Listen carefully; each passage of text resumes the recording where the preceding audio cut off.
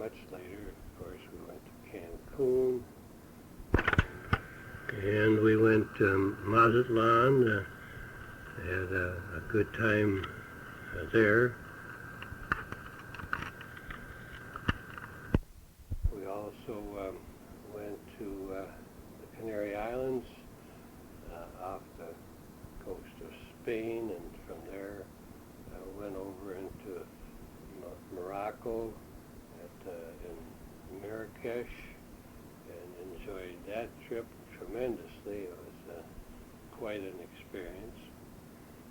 And then we got interested in Fort Myers because Bob and Cheryl had been down to Fort Myers and told us all about the beach and so forth. And so one year after they got back, we all sat down, the whole family, and said, well, maybe next Christmas we could all go to Fort Myers.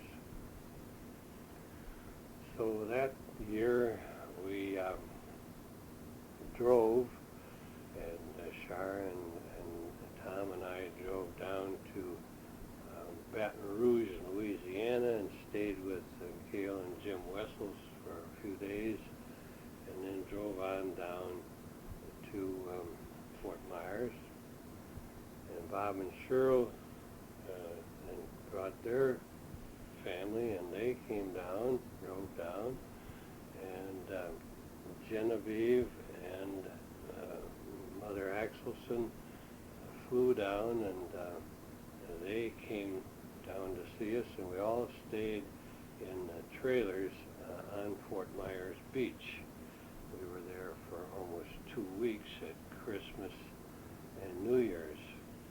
And of course, the kids had a ball, and of course, the grown-ups did too. We really had a good time and saw a lot of things while we were there, and spent a lot of time out in the water, and we did a lot of shelling, and had a chance to find sand dollars and starfish and all sorts of shells. It was not only a lot of fun, but it was very educational for the kids. Denny was in college at the time and had flown down to Tampa, and then we drove up to Tampa and got him and brought him back down, and then brought him back up there again so he could go home to college. A few years prior to that, we had taken the three of them on a train trip at Christmas time, and we went across the northern states to Portland, Oregon, and then down, we stayed there overnight, and then we took a train down the coast to San Francisco and stayed there for a day or so, and then down to Los Angeles. And my sister was living at Long Beach, and she and her husband picked us up and took us to their home in Long Beach. They had 2 boys and a girl, and they made room for us at their place.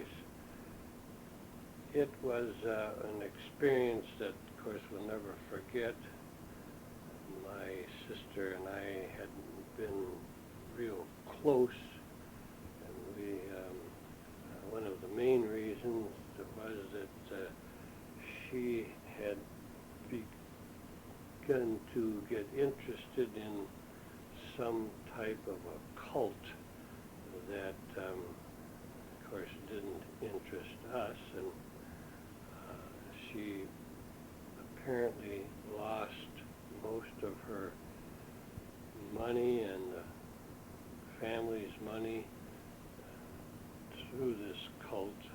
They robbed her blind, and in fact, while we were there, she had to borrow several $100s from me, and they had no food to speak of in the house and no money to buy Christmas presents or anything of that nature. Couldn't even pay for the gas for the car.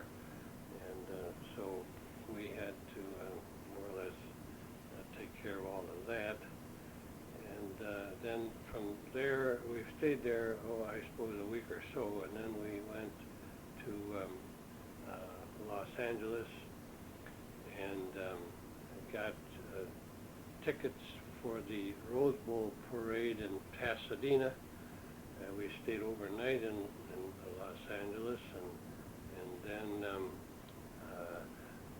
Denny and I went to the Minnesota football game at the Rose Bowl and also saw the Rose Parade, which was really sensational.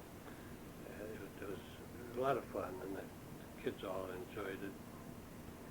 And then we took the train and came back the southern route, and if I remember correctly, we stayed overnight in one of the towns in Texas, and then again another night in Kansas City. And that was a good trip for all of us. We really enjoyed that.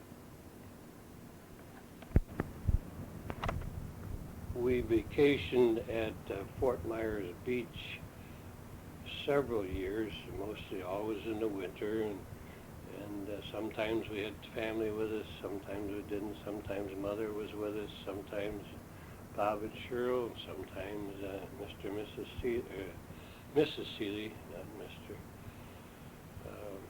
Until we, in the 70s, probably about the mid-70s, we bought our house on 1818 Maple Avenue in Fort Myers. We had it rented for a number of years and then started to use it ourselves during the winter. The first year that we used the house on Maple for our winter vacation, Shar spent most of the time working. She was there almost 3 months. We had driven down, and I left the car there when I'd go back, fly back and forth to Minnesota and work for a while. And one time I was gone 4 weeks, and then I came back down and went back to Minnesota and so forth. And she worked so hard. She painted the rooms and cleaned and did all sorts of things to get the house in shape, because it looked pretty sad after we'd had it rented all this time. But of course we did go to the beaches, and we took a lot of side trips, and we had company while we were there. And then after that we would only go down there maybe for a couple of weeks for a few winters, and then finally we got so we'd go down and stay anywhere from a month to 3 months. And it was really a lot of fun. We really enjoyed that place. It was one winter in 1986 when we discovered I had an eye problem. And this is as good a time as any to talk about it. The main reason that this tape is kind of jumpy and it doesn't seem to be very well prepared is that ordinarily you would write this type of a presentation down and make all the corrections, and then you would read it. Well, unfortunately, at this point in time, I can't read, and my writing is so bad that you really can't read that either. And what happened was that in 1986, we noticed that I was having an eye problem, and when I would go to the beach, for example, and I'd look out over the water, the horizon looked like it was mountains and valleys, and I knew that couldn't be right, so we let it go for a little while, and then we went to the doctor, and it was in March of 1986 that we found out from Dr. Walker, who was a retina specialist, that I had macular degeneration in the left eye. Of course, it would take me a long time to try to explain what macular degeneration is, and I probably then wouldn't do too good a job, but it's supposedly caused from hardening of the arteries, or it is an aging condition that affects the retina. So we started to do some doctoring. There wasn't an awful lot we could do. At a later date, I had laser treatment on it, but there really isn't anything at this point in time that will correct the problems and the conditions of macular degeneration. We were, of course, quite upset, being that I was going to go blind in my left eye, and we asked the doctor how long it would last in my right eye, my sight would last, and he said he had no idea. It could be 10 years or more or less. He had no idea. Well, short in the story, we were fortunate in that my right eye was pretty good, and for a number of years I was able to drive and read and do all kinds of things. And then, so we decided that maybe we better move to Florida while I could still drive, and we should get situated. So we looked around for houses and new developments here in Fort Myers area, and in January of 1987 we entered into a contract to build a house here in Brookshire, which is in Fort Myers area. And then we went back to Minnesota, and we sold our house in Minnesota to Nancy and Dick Meyer. That's Char's niece and her husband. And then we came down to Fort Myers and sold our house here in Fort Myers, the little house we had on Maple Avenue, and moved into the property here at 6891 St. Edmunds Loop. We have a 3-bedroom rambler with two baths and a living room, dining room, kitchen, a lanai, and a 2-car garage. We brought Mother with us, and we tried to have the house designed so that she would have her own little apartment and have access to the lanai, so she could go out and walk around, and she was in pretty good shape at that time. So she really enjoyed coming with us. She'd been living with us at that time for maybe 7 or 8 years, I don't remember exactly. So that's what we did in 1987. Well, in later years, Kathy and Mike bought a property in Brookshire, a house. They had a house built, and they didn't want to move down here right then, but they just bought it on speculation, and I rented that out for them for a few years, and then they moved down here. And then a few years later, Patrick finished college. He graduated from the University of Illinois, and he moved down here.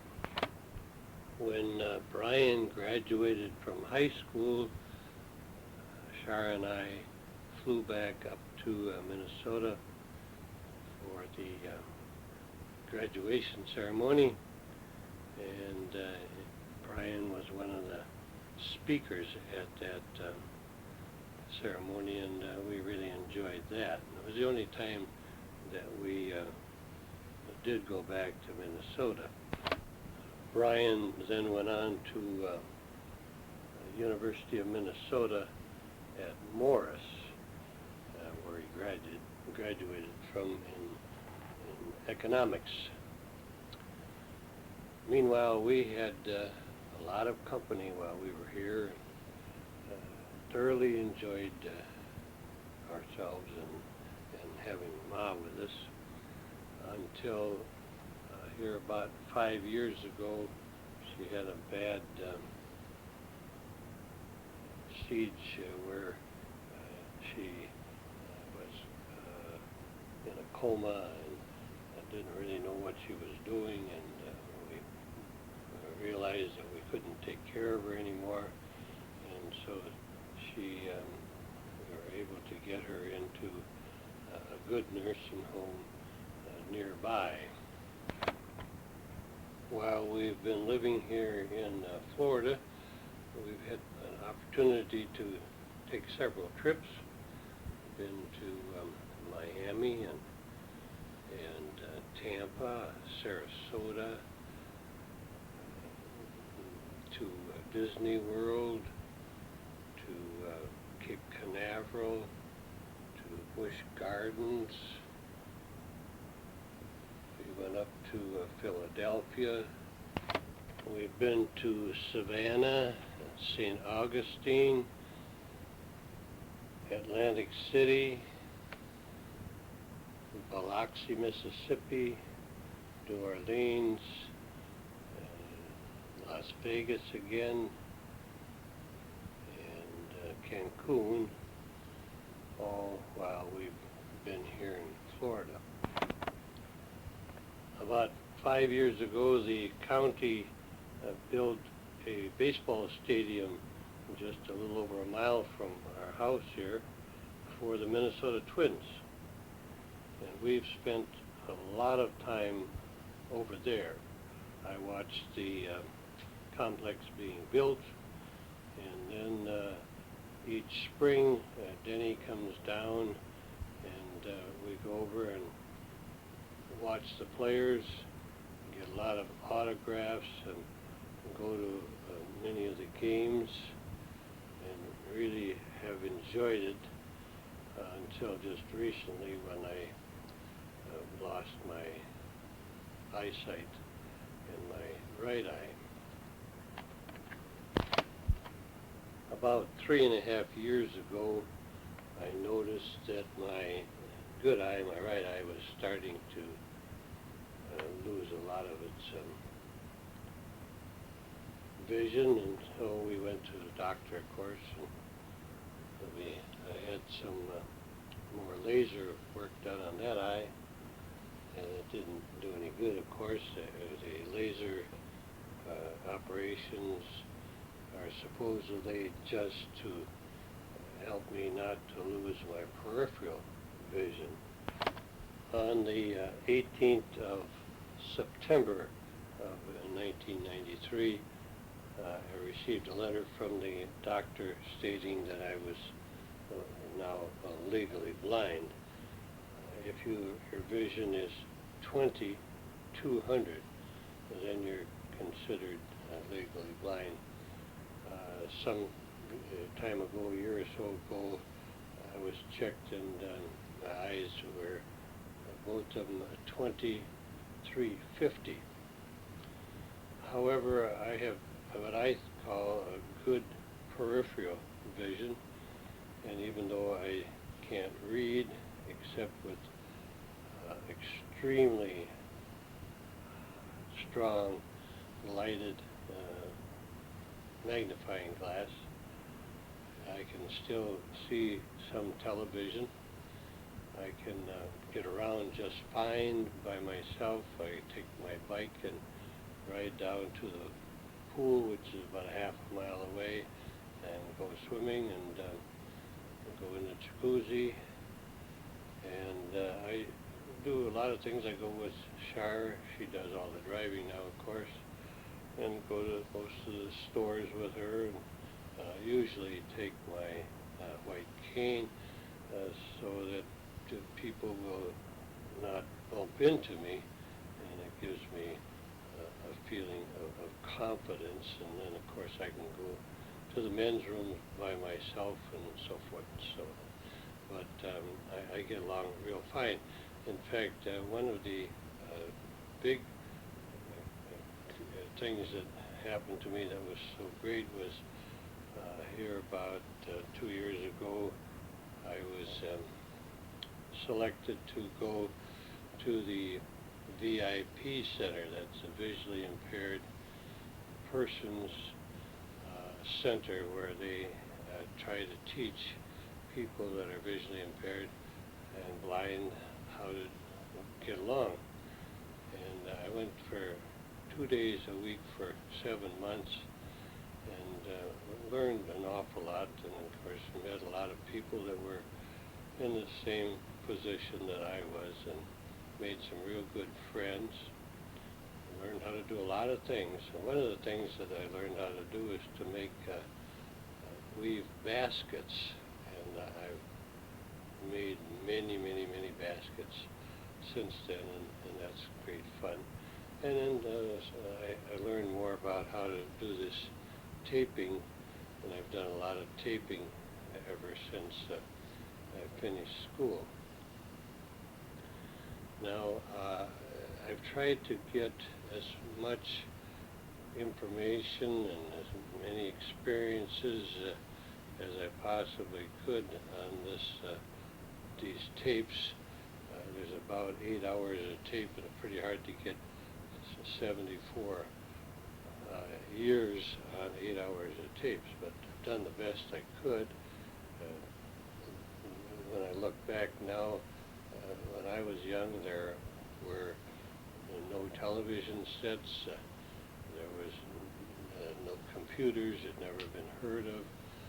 We didn't have any space program.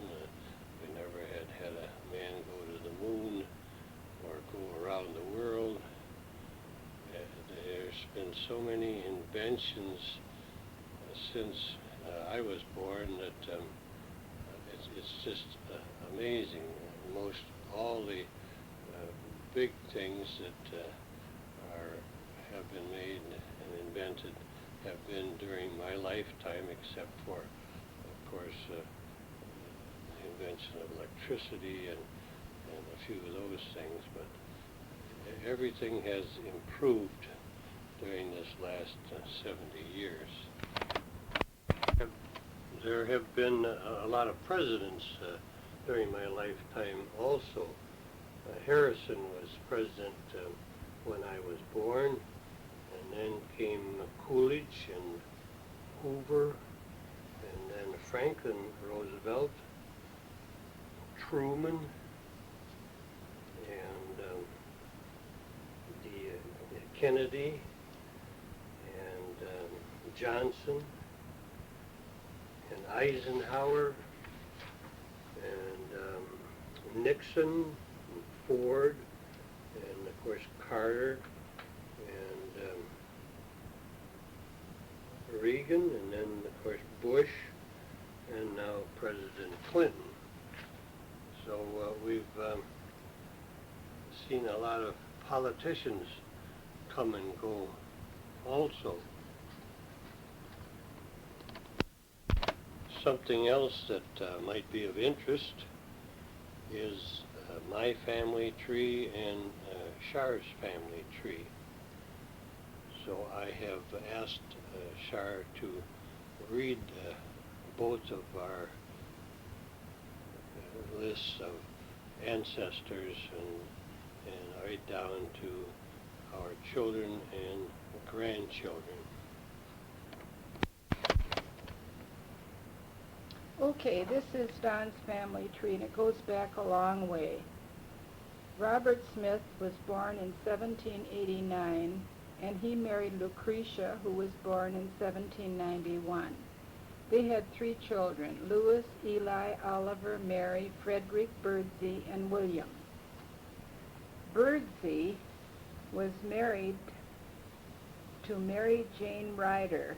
Birdsey was born in 1829, married Mary Jane Ryder in 1858, and they had a child, Chester Ryder Smith. And Chester Ryder Smith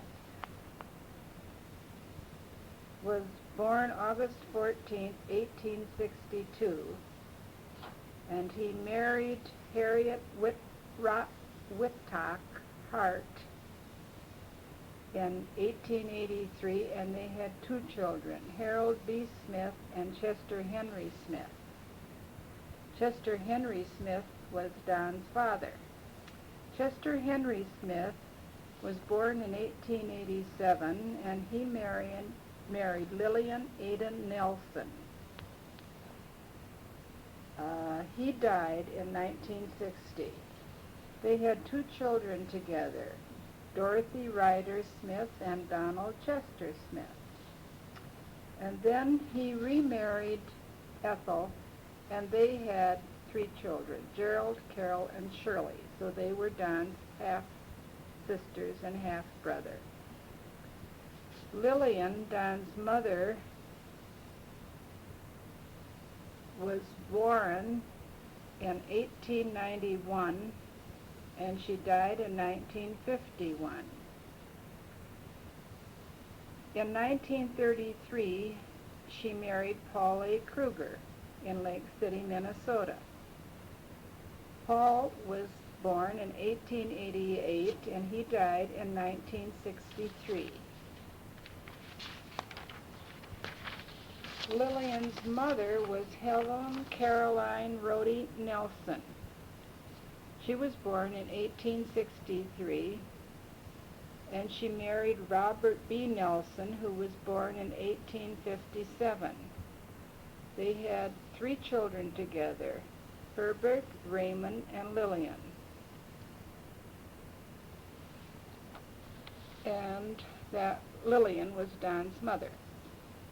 And Dorothy Ryder Smith, Don's sister, was born in 1913, and she married Lawrence Sawyer, and they had 2 children together, Lauren and Richard, and adopted a Korean girl, Kim.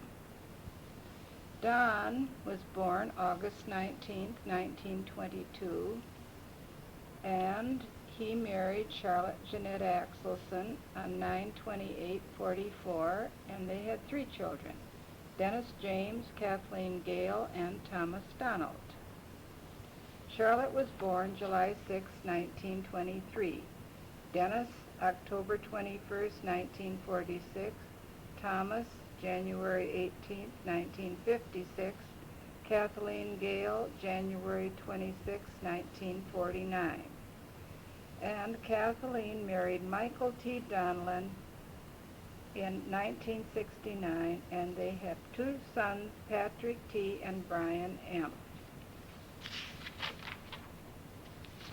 Now, we'll go on to the family tree for Charlotte Jeanette Axelson Smith. On my father's side was Peter Axelson. Peter, I guess, was the Swedish name, and he was born in Sweden.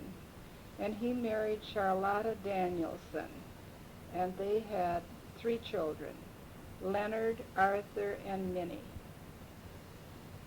And his wife Charlotta was born in Sweden also. And he died about 1891. And then after he died, she married Charlie Segrin, and they had 2 children together, Edna and Eddie Segrin. And then my dad, Arthur Axelson, was born March 6, 1889, he married Mabel Isabel Utter on May 8, 1919, and the children were Shirley and Charlotte. And Dad died December 11th, 1961. And Charlotte's great-grandfather on the mother's side was Nathan Harrison Utter, who was born in 1844, married Isabel Stevenson, and they had Charles, Ethel, and Irene. And he died in 1932. He was the great-grandpa who was in the Civil War. Then Charles Utter was born September 23, 1872, and he married Arminda Britton on October 27, 1895, and they had Mabel, Eva, Vera, and a baby Willie, who died as an infant. And then Arminda was born March 6, 1878, and she died in 1903. Then Charles married a second time to Christy, Jeanette Joslin, and they adopted Walter. Christy was born in 1872, and she died in 1924. Arminda's parents were Sylvanus Britton and Mary Ellen Yates, and they had 6 children: Arminda, Elsie, Lottie, William, Alan, and Arminda. We got Arminda here, Armida, I guess the last one is. And now we go to Mabel I. Utter. She was born August 2nd, 1896, and she married Arthur A. Axelson on May 8, 1819. They had Shirley and Charlotte. Charlotte was born July 6, 1923, and she married Don Smith, 9/28/44, and they have 3 children: Dennis James, Kathleen Gale, and Thomas Donald. Denny was born October 21st, 1946, Tommy January 18th, 1956, Kathleen January 26th, 1949, and Kathy and Michael Donlin were married March 7th, 1969, and they had Patrick and then Brian. And now, Char's mother, Mabel Axelson. I wanted you to tell me a little bit about where you were born and about your family when you were young. Can you do that? I think I can. Where were you born? I was born in Elmwood, Wisconsin. Oh, yeah. Uh-huh. You remember when? My mother died, and the first thing I can remember about that is we had a cellar with a door open. The door was back. I was sitting in that space handing things up from the basement that she had canned goods. Oh. And we were going to take them across the street to my Aunt Ethel. Oh, mm-hmm. How old were you then?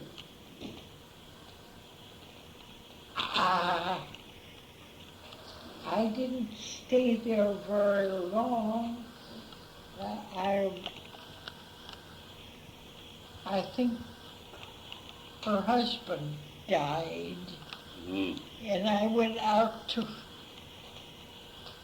the farm to my grandpa Britton's. And I was out there just a short time when my grandma died. How old were you then, Ma? Oh, I can't exactly say, but probably around 8, 10 years old, something like that. But my mother wanted her sister to take her baby when she died, or before she died. And that baby was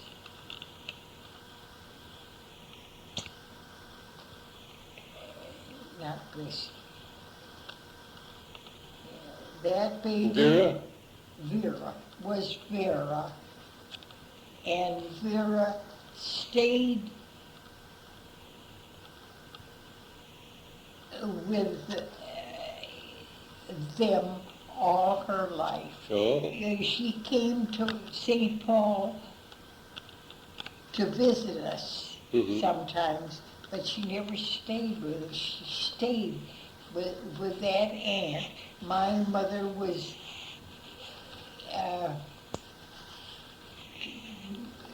Mindy. Her name was Mindy. And Aunt Mighty raised Vera. Oh, yeah. Vera's dead. Oh, yeah.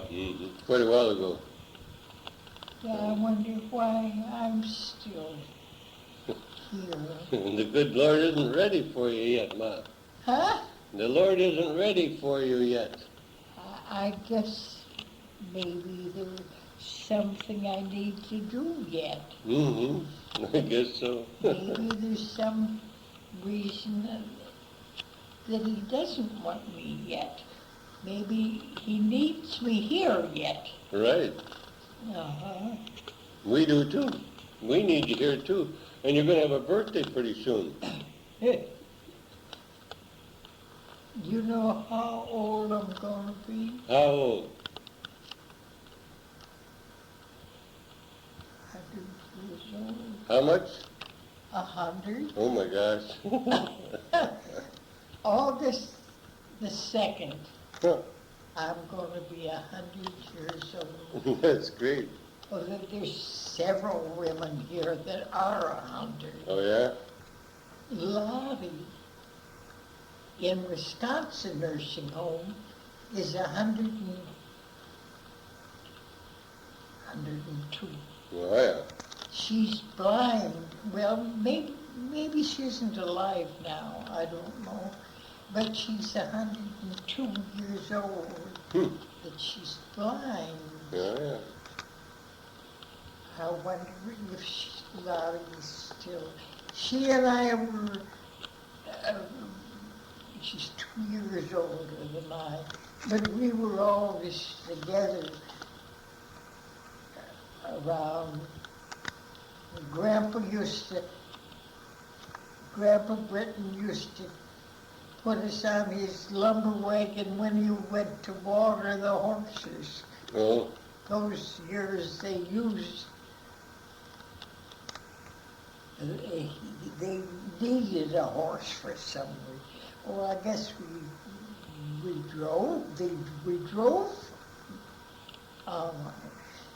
And you know, that horse, there was we had to go up a hill to one place to the other. And that horse, when it got to the bridge, there was a bridge about halfway in between. When that horse got to that bridge, he always stopped to rest. Yeah, that horse. But that's what he did. I was going to tell you something else. Well, you had a good life, though, didn't you, with Grandpa? Huh? You had a good life with Grandpa, didn't you? Didn't you go with him when he worked and that? When I was little, my mother died. And Grandpa didn't have anybody to take care of him and care us. So we went with my dad. He was a carpenter. Oh, And he went to work at a certain place, and Christy Jocelyn came to visit this woman, and she saw us two little girls, I suppose, I don't know, maybe 3 or 4 years old or so. yeah. She saw two little girls that didn't have a mother. And she felt sorry for us. Because he had to take us to work when he went. Oh, sure. This woman felt sorry for us.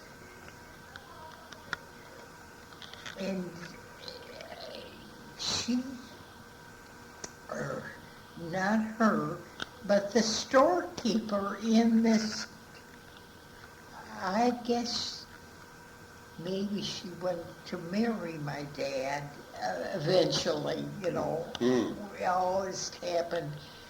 The storekeeper in Elmwood called this place where this woman worked. Oh.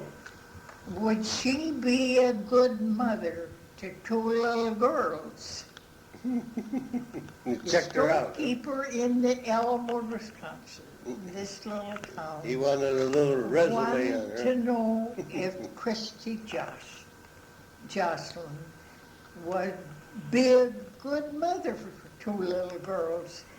And I suppose he would have kind of put a stop to it if he could. I don't know if he could have, how it happened. But anyway, that was So your dad married her then? my dad married. She came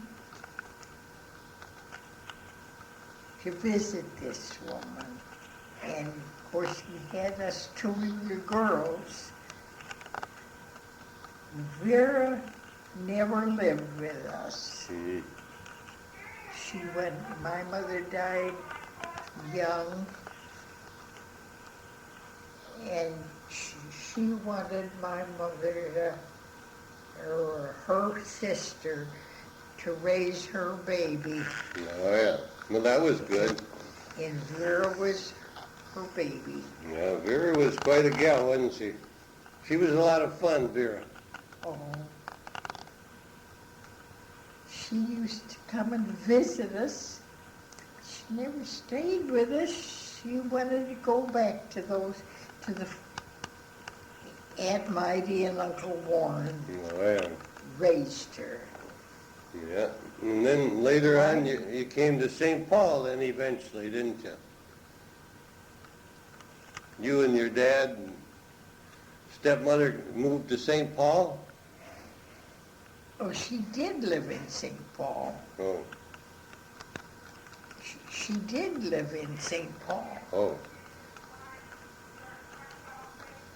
But then you moved there too. When I called, when this doorkeeper called, we were in Elmwood. Oh, okay. That's where I was born. That's right. In that little place, Right.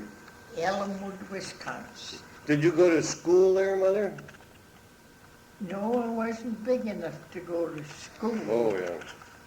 I didn't go to school until, and you know what? Oh. I had spinal meningitis Oh, yeah. when I was 12 years old. Oh, And They kept me home from school a whole year. Oh, boy. I had to stay home with spinal meningitis. And you know, Did you go back to school then? I never, that's why I'm so smart. Oh, you never, I you never went back? I never went. I'll tell you, the girls in the neighborhood were all starting to work for the telephone company. Instead of going back to school, I went to work for the telephone company. And I worked for the telephone company 7 years. Oh, my gosh. What did you do there? Well, I was chief operator for End of tape 5.